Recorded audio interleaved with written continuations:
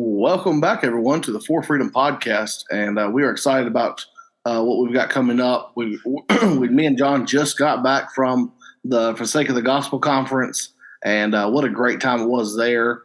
We had, just so many great talks. Then we got to meet Pancho, and I don't know if, John, you got to talk to Pancho. Did you get to talk to him?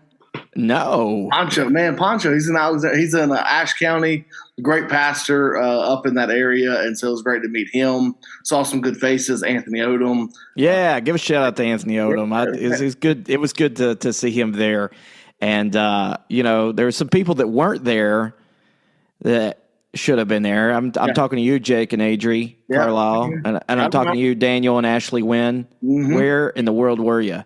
I'll not see them, but hey, we seeing the Ragsdales again, and our man Ben Prescott. Yes, we got to hang out with Beers and Bible, and I got to see them face to face first time.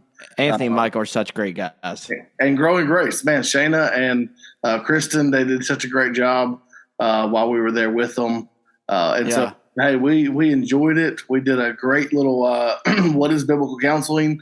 We sort of took what we have been talking about last couple of episodes, and we just sort of practically applied that in a breakout session. And John, we had probably 5 or 6 questions asked in our Q&A. Yeah. Just a lot of people struggling, hurting, that we were able to try to give a little bit of help to.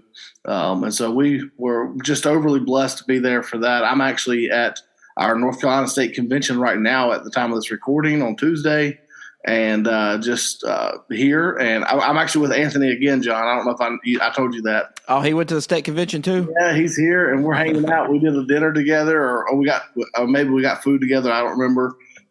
Nathan came down. Me and Brian and Nathan got to hang out for a little bit. It's been a good couple of days.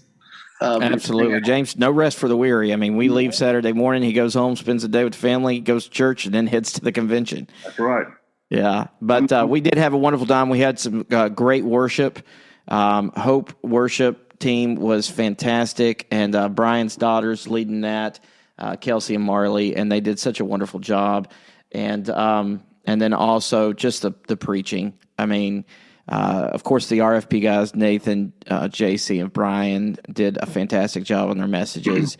Jared Wilson did a good job, which I know everybody was loving Jared Wilson's message and thinking it was the best. I have to say my personal favorite message of the conference was Mark Milione's. Yeah. I thought Mark Milione crushed it. And if they make those available, you need to listen to those messages. They're all on Hope Church Danville's YouTube page, John.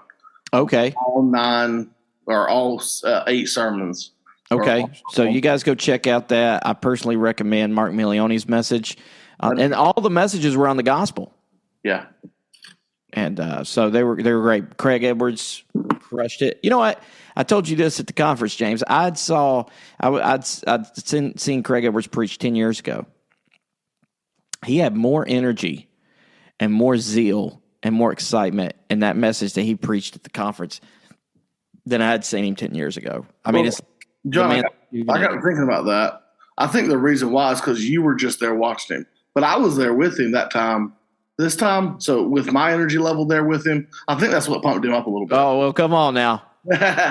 Hey, John, you know what's awesome? I'm sitting here walking around at the convention with Nathan, and we turn the corner, and there's Marcus Merritt that's leading us on our Israel tour. And he's sitting here in the convention, in the hallway. He said he went straight from Danville, straight to North Carolina, just like I did, and he set up a booth for Luther Rice. Gave me the coolest mug ever.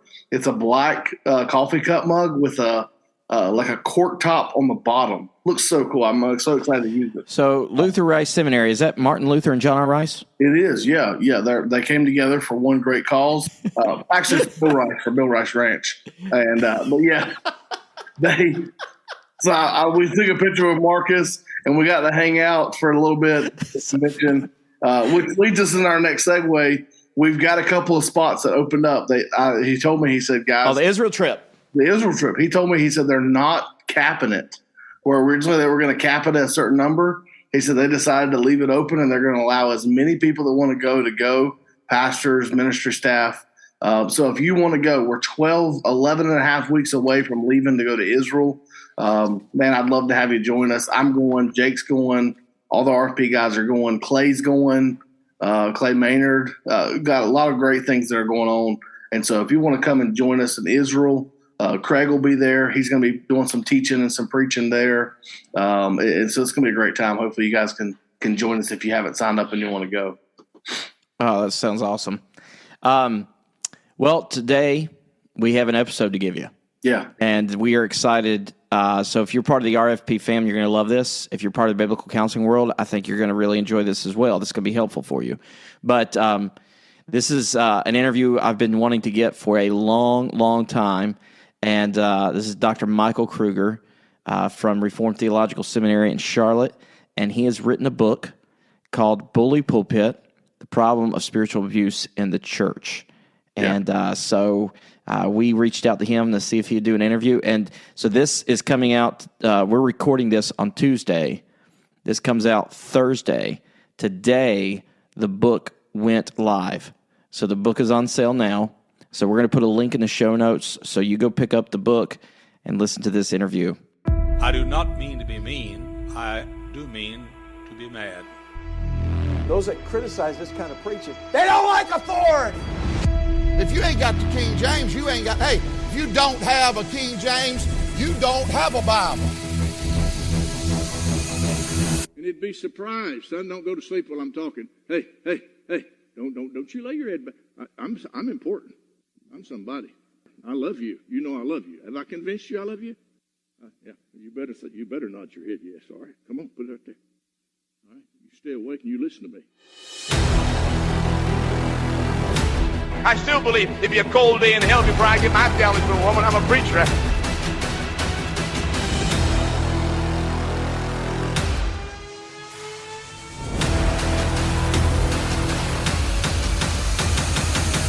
When you got dressed today, you dressed deity.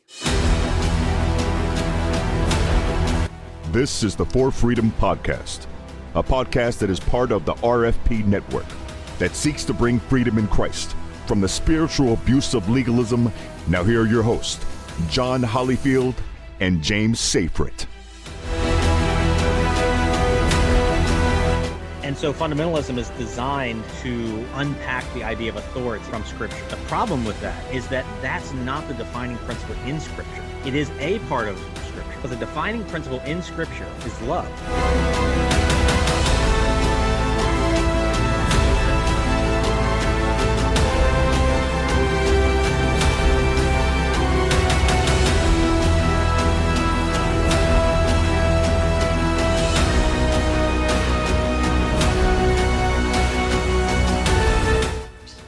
I'm not saying that all men who sit under that teaching will become abusive, but what I'm saying is the ones who are abusive will be drawn to that sort of teaching.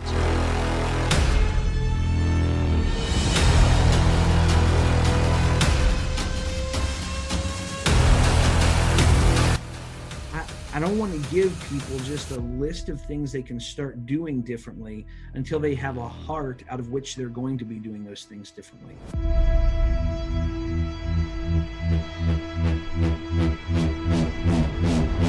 But I think bitterness is different from hurt. I would say that hurt or even abuse does not have to result in bitterness. Welcome, everybody, to the For Freedom Podcast. James and Jon, we're your hosts. We're back, and we're very excited for this guest and this topic. And quite honestly, we just coming off of the RFP conference for the Sake of the Gospel conference and spending a lot of time with the RFP family. And if there's ever been an episode or an interview that is going to be helpful for the RFP family, it's this episode and this guest. We're thrilled to have Dr. Michael Kruger with us today. And he, let me just give you just a short description of what he does. And then, Dr. Kruger, I'm going to let you explain, give you an intro because there's a lot in your bio. Yeah, but, please don't read it all. Yeah, Dr. Kruger serves as the president and Samuel C. Patterson Professor of New Testament and Early Christianity at the Charlotte campus of Reformed Theological Seminary. He's wrote many works and serves as an elder at his local church. And I've been greatly benefited by his work and teaching and writing on the canonicity of Scripture. But the book that we're here to discuss is his brand new book, which actually, as we're recording today, was officially released today. It was, yeah. It is Bully Pulpit, Confronting Spiritual Abuse, the Problem of Spiritual Abuse in the Church. And so we're excited about talking about that. But before we jump into the discussion of the book, Dr. Kruger, tell us a little bit about yourself. Yeah, well, as you indicated, I mean, I serve as president here and New Testament professor at RTS Charlotte. Been here 21 years.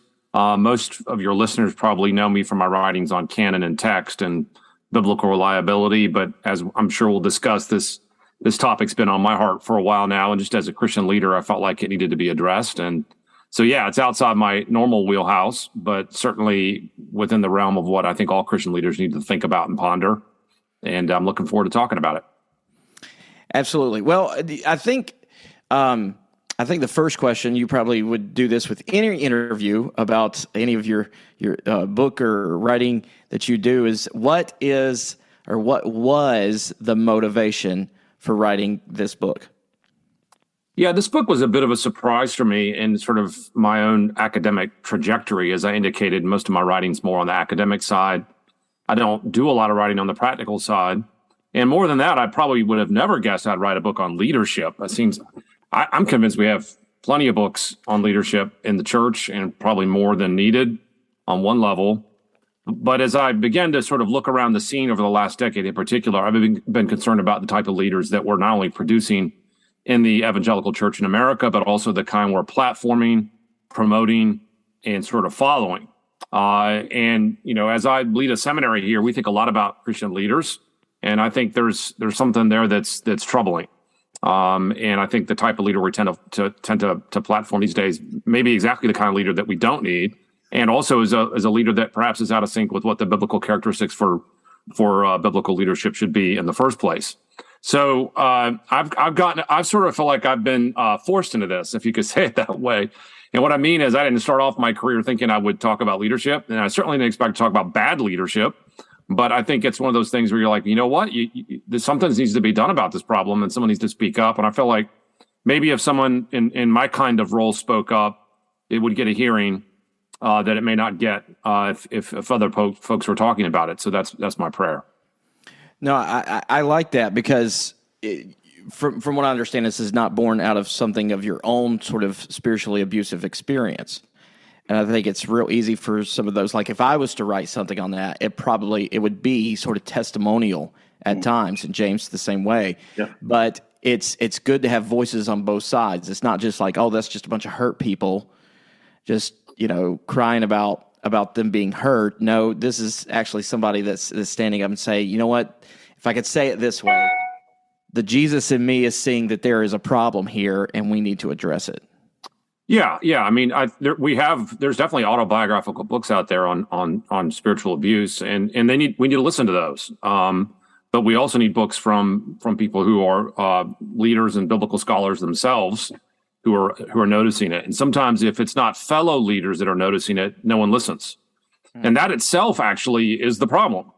And so you could see how the reason I wrote the book is exactly exemplifying the reason I wrote the book, which is that we have a leadership structure that doesn't listen to people sort of, quote, under them, because it's overly hierarchical. And so I'm hoping to gain a listening just by being a leader among other leaders. And so it's really a book written from a leader to a leader saying, hey, we've got to rethink the way we're doing this. Yeah. That's great. That's great. So again, we're talking about spiritual abuse here. What would be a good definition, a practical definition for us of what is spiritual abuse? How can people recognize spiritual abuse as they're going through their journey and spiritual journey? We're going to church. How can they begin to see what is spiritual abuse? What is just biblical? Because there's sometimes where hard truth, we can sometimes partake that as spiritual abuse. So what's our balance here? How do we see that? Yeah, well, as you might know, I spent a lot of time in the book on exactly this question, right? Because I know people need some definition, some clarity. The term gets tossed around without a lot of definition sometimes. So I labor to put together a fresh definition, obviously leaning on others that have gone before me.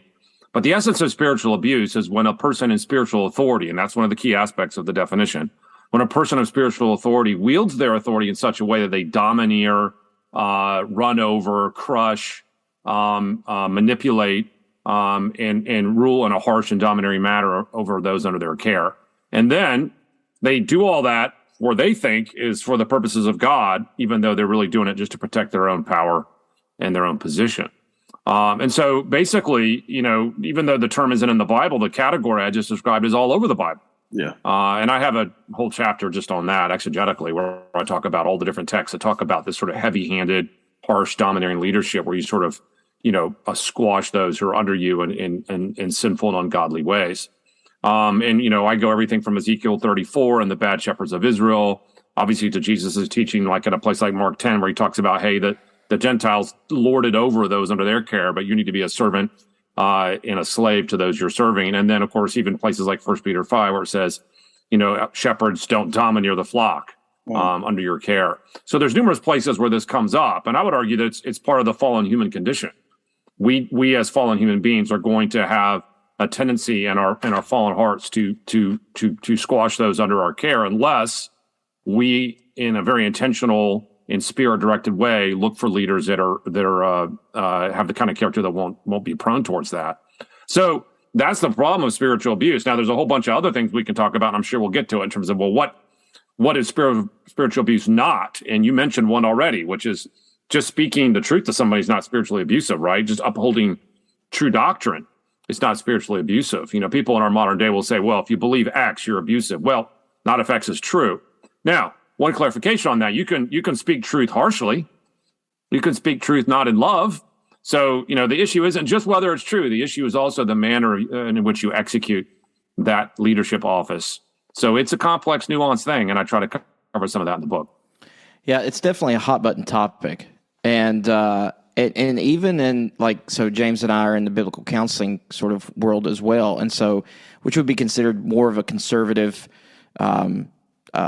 serious minded, environment. And I've found that there's pushback even in that environment of, term spiritual abuse. And it's pushback on that. And you wrote this in one of your articles leading up. You had several articles leading up to the release of the book, and you wrote this, quote, "Fear over unbridled cynicism has caused some to put on the blinders, refusing to see and acknowledge the problems that are really there. Yeah. We can convince ourselves that loving the church means we keep our mouths shut about her weaknesses."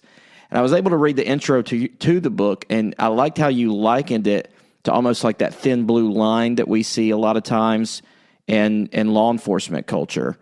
And we are to be people of truth. I know that we have this sense of loyalty that we want to see, and we love the church, but at the same time, it gets muddied and it gets messy when it comes to that topic. Yeah, I found the law enforcement illustration in parallel really helpful, because everybody agrees in principle that a police officer could and sometimes does abuse their authority. They use way too much force for whatever they need to do. And we could all think, I'm sure, of examples that we know about where this happens. But what's also interesting about the analogy with police is the knee-jerk reaction of subsegments of the population, typically the segments that aren't being abused, where the idea is, well, if we call out the bad police, we're going to be ruining their jobs, and we're going to make no one want to be a cop, and we're going to be just being pro-crime. And people are like, no, that's a false choice. Can you not acknowledge abuse when it happens in law enforcement and try to improve it? At the same time, be pro-police and certainly anti-crime. And so what you realize, there's a polarization. And people have this sort of inherent knee-jerk reaction to this idea that you could ever say, hey, a cop stepped out of line here. And the same thing with pastors, right? Because it's a tough job, and everybody recognizes it's a tough job. So you're like, well, look, our job is to defend pastors, not criticize them. I'm like, well, no, our job is to speak truth. And if the truth that's required is to defend people who are innocent, we should do that. But if the people are violating God's law and God's rules, in his word, then we need to call that out too. And so I think the police analogy is actually really a helpful one. Yeah. And from our background, that's the it's leaving that side of the legalism side of it. And we swing to initially anything that's hard is going to be abuse. And I think that's really where we've got to get to the point where we understand that just because it's hard, yes, it's got to be spoken in truth. It's got to be spoken in love, but we've got to be able to accept that and balance that in our life. What are some other areas that you would say would be an area that someone who's looking for a church or maybe looking for a pastor, what are some ways that they would be able to identify spiritual abuse? What are some other ways there? Well, I've been doing a lot of podcasts, as you might imagine, over the last month, and I've been asked that question a lot. And one of the challenges, of course, about spiritual abusive pastors is that their track record of abuse is typically kept quiet and not known. And so for the average church member who steps into a church on Sunday morning and starts visiting and maybe comes back a few times, the chances of them being able to spot in any sort of relatively quick way the pattern is pretty difficult. Part of the reason is that abusive leaders, by definition, are selective about who they abuse. They don't abuse everybody. If you were to meet that pastor on a Sunday morning, you might think he's the greatest guy on the planet. He may even come visit you in the hospital. He may be what you think is just wonderful. But then you talk to the people who work for him and you realize, oh, wait a second. I got one side of him, but there's a whole other side of him. And so part of the problem is there's just no way to get in there and assess it. So one of the things I talk about in my book is churches need a more robust accountability structure, more transparency, more openness about the situation with their leaders. And we can get into that if you want to. But I will mention this. One of the main ways that you can spot an abusive leader, not the only way, and certainly it's not an absolute rule, but I think a really good one, is abusive leaders have a long track record of destroyed lives behind their ministry. In other words, there's a debris field of broken relationships and broken lives that go back years and years and years. A lot of it's covered up. A lot of it you can't see. But if you're able to see it, if you're able to know it, you can see it. Years of destroyed lives. We're not just talking about a conflict here and there. Everybody in ministry has a conflict, right? Everybody in ministry has relational challenges. That's a common thing. We're talking about lives where they're utterly destroyed lives, and the pastor is estranged from them. There's no reconciliation. It's just a bruised life, destroyed life after destroyed life is a trail of dead bodies, and there's never any fixing of it. That is almost certainly a sign of an abusive leader. It's a good word. It's a good word there. Yeah, it's a difficult situation to, like you said, it's hard. I think that because I think one of the words that's used is what you were talking about, is there's a love bombing, right? I mean, people come, they see this person who's either dynamic or just shows a lot of care. And, a lot of times, Michael, I don't know if you've found this in some of your research, but we've seen a lot of times the spiritual abuse is not evident to a congregation. Oh, no. But to the staff or maybe the other leaders. Oh, yeah. It's intense. That's exactly right. The most common recipients of the abusive leadership of a pastor or other leaders under that pastor. So assistant pastors, youth pastors, office managers, women's ministry directors, children's ministry directors, anybody who works with and under the person are almost always the front lines of the abusive relationship. It spins off into members too, but it's going to begin and primarily be manifested in the staff. And a lot of times, even the elders don't know about it, because when staff are too afraid to complain because they claim they're going to get fired, and even when they do complain, the research I've seen is that that's kept in some subcommittee, and the broader elder board never knows about the history of conflict. And then when it finally comes out, the elder board's like, "What? Well, you didn't know about this," and they can't believe it. And the reason they can't believe it is because they didn't have any history of it. They think this guy's the greatest thing in the world, and you hear these accusations, you think they must be false. And the reason you think they must be false is because you haven't heard anything for 10 years about the conflict that's been going on. And so this goes back to the transparency and openness theme again. So this is a little bit off topic, but we were always taught, James, I don't know if you were taught this, but I can't tell you how many times I heard this. If you ever leave a place, leave quiet. Oh, yeah. Don't bring reproach on that ministry. Don't split that church. But Michael, is there any theological backing or any type of biblical wisdom if you were that person who is like, okay, you've tried to go, like you said, Dave, that they're not listened to, but there's people there that just, they need to know. I mean, what's wisdom there? Should they, be, what's the word for the fire alarm or the whistleblower? Whistleblower. Yeah. Yeah. So the sentiment you just laid out in a broad, very general proverbial way is I think okay, which is that, our job in the Christian life is not to sort of blow things up, and we don't want to unnecessarily create division. We want to be peacemakers. Okay. Right. So if someone lays all that out there, we can say, yeah, that sounds good. The problem is that whole sentiment is used to suppress complaint about abuse. Because if you bring up the abuse, the problem isn't the abuse. The problem is that you brought it up. Yeah. And I can't tell you how many times that the person who gets destroyed in abuse situations is not the abusive leader. They're protected. The person who gets lambasted and raked over the coals is the person who brought it up. Because now they're like, well, you're divisive, you're a slanderer, you're a gossip, you're trying to destroy the church, you hate the church, you're this, you're that. And that's a really tragic, sad thing. So what you realize is the church is situated now in such a way that in most cases, there's not a mechanism for someone to come forward with a complaint and not get destroyed. In most churches, if they come forward, they're going to get crushed. And so either they get crushed or people don't come forward. But the one thing that's not happening is people coming forward and getting listened to and the problem getting addressed. And so that you have a train wreck of destroyed lives as a result. And if you guys are in the world of counseling people with church hurt, you probably don't need me to tell you this. You probably already know this. This is what happens in churches. And it's not just abuse that causes church hurt. I realize that. But look, abuse is a big part of that. And here's the thing. It's not just the abuse. It's the cover up of the abuse. Mm-hmm. And the refusal to address the abuse that the real church hurt is being felt.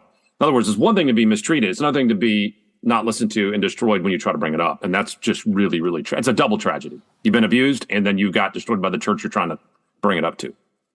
Yeah. Well, I have this came to my mind just as I was thinking through it. We've talked a little bit about the pastor and about how, you may see some things through a trail of people that he's hurt or not being able to keep staff or whatever it may be. But what are some things that someone could be aware of or conscious of even going to a church specifically that would be sort of the DNA of the church that would be a red flag to say this church probably doesn't have everything balanced? Yeah. What would be some of those red flags that are for just a Joe Schmo church member trying to find a good church? You may not be able to get to know that pastor because they are busy and they can hide a lot of things, but there should be some things in the church that should be red flags to us. Oh yeah. Well, I'll mention a number of things. You want to be very cautious of a church that has a celebrity culture around the senior leader in such a way that everything is deferential to that person and they have absolute control and power over the church. Okay. If you're in a church like that, even if you think he seems like a great guy, you are in a situation where abuse can happen because there's clearly no accountability. So if you come into a church and it's clear that this is the big show and this guy's the big cheese in the show, and there doesn't really seem to be anybody around this guy speaking truth into his life, I would say that's a very unhealthy situation that you'd want to be really cautious of. A second thing I would look for in a church that would be a warning flag is a very hierarchical and if not patriarchal culture. So this is closely related to what I said before, but it can be a church where you never question the authority of the church. You never bring up a criticism of the church. Your job is to submit and listen. And if you ever bring something up, the problem's you. You have a culture that can't take feedback. You have a culture that cannot listen to its people. I would say that's a church that's ripe for abuse. The patriarchy thing is also a real danger because patriarchy, and I distinguish that between biblical complementarianism, okay? A biblical healthy complementarianism is one thing. Patriarchy is one that devalues women. Women are inferior, and that men really dominate in a way that's unbiblical type of domination. That is a sign of a church that I would have very big concerns about. So those are several things to be looking for. The last thing I'll mention is that some churches have a vibe. I know that's very vague and subjective, but I think you guys, if you're coming out of the circles that you were telling me about, you probably know what I'm talking about here. Sometimes you're in a church, you're just like, why does this not feel right to me? Yeah. There's a vibe there that can be very negative and to some extent even very scary. And I'm not saying that vibes are absolute truth, but if you're searching for a church, right, and you're trying to suss it out, there's room to listen to what your conscience might be saying to you as you think about that church. Yeah, that's great, and I appreciate that. I think those three things can be very influential, helping people as they do go through that process. Thanks for sharing that. Yeah, and I think listeners that have experienced what we're talking about gets what you're talking about with the vibe. Yeah. The Sunday we left the ministry we were in, where we were hurt, the very next Sunday we visit a church in the town we moved to. We go to the church, went to Sunday school, Sunday morning service, get in the car. My wife says, "What'd you think?" And I just looked at her, and I mean, this is not after I had spent years growing in theology and relearning a lot of things. I have not done any of that yet. I just looked at her and said this. It reminded me of exactly where we left, and I don't want anything to do with it. And she said, "Me too." Yes. Yeah. You could tell. I mean, it really is. The word I have for this is what I call tone legalism. So there's different kinds of legalism. One type of legalism is says you're saved by your good works. And there's very few people who are going to, and at least in evangelical church, are going to say that. Yeah. There's another type of legalism that's basically like, I'm going to add man-made rules to you, right? So you're not saved by good works, but I'm going to dump all these man-made rules on you. They're not God's rules, they're men's rules. That's a problem in a lot of churches. But then there's a third kind of legalism, what I would call tone legalism, where it's not neither of the first two, but there's a sense of heaviness, harshness, coldness, and a sort of a focus on law that's out of proportion to the way it should be viewed through the lens of the gospel. And I think when you sense that, those are some things you should see as red flags. That's really good. That's really good. Well, we're coming to this.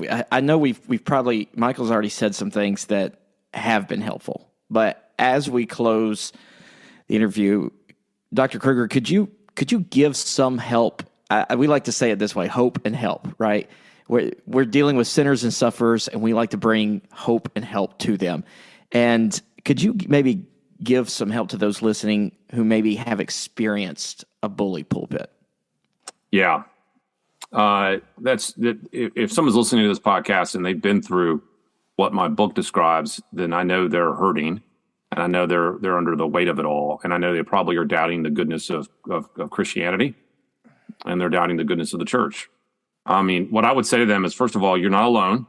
There's many people who've been where you are and are where they are, or you are where you are right now. And so there's fellowship out there of people that you can relate to and that can understand what you're going through. You probably feel like no one gets what you're going through, but people really do and can get what you're going through.